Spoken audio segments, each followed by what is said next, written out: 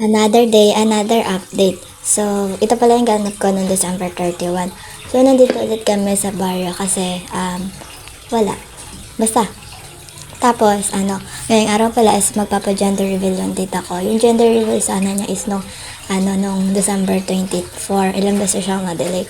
Kaya, ngayon ulit, gaganapin. Yan, yung isip mo baboy kasi yan, yung utak mo, dumi Tapos, dito is nilililisan namin to kasi dami yung mga buhok kaso hindi na, mga ilang taon na siguro kami matatapos dito. Tapos,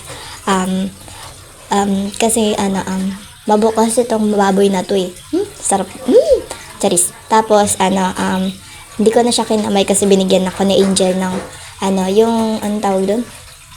Basta yun. Tapos, i-flex ko lang dito.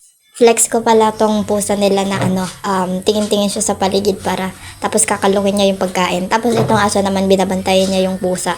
Kasi tapos tinatawal-tawalan niya yung kanina. Tapos nung mga wala na kami ginagawa masyado is ginagawa ko na rin tong lobo kasi para pang design ba, ganun. Tapos ito na pala yung kinalabasan nung ginawa ito na pala yung kinalabasan ng decoration. Tapos kasi nga, gender reveal boy or girl niya. Alangan naman lagyan mo ng kulay green. Tapos flex ko lang pala tong binungay nila na binigay. Kasi basta sa tuwing may ganap dito sa mga Ilocano, hindi nawawala ang binungay. Favorite ng mga Ilocano yung binungay na yan. Tapos, ito na pala yung result niya nung meron na siyang mga pagkain. Tapos itong aso naman, hindi siya invited pero pumunta siya kasi feeling niya invited siya. Hindi ka. Boy or girl? Boy or girl din dyan? Boy! UGK. Boy or girl? Ikaw lang. Boy! Ikaw. Yes mo. Malaki. Dito ka! Kami! Bakit siya? I know.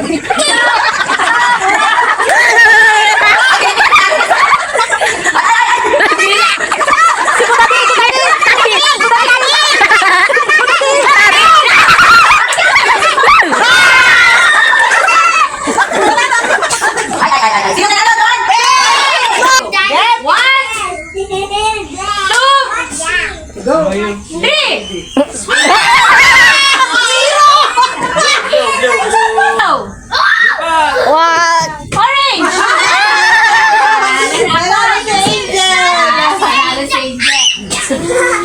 Yellow! Orange!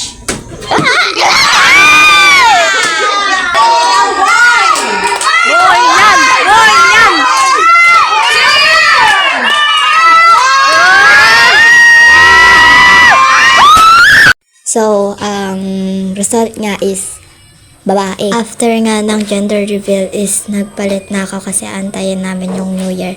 Tapos, kaso hindi ko na nabigyan yung ganap namin ng New Year kasi nalabat na ako.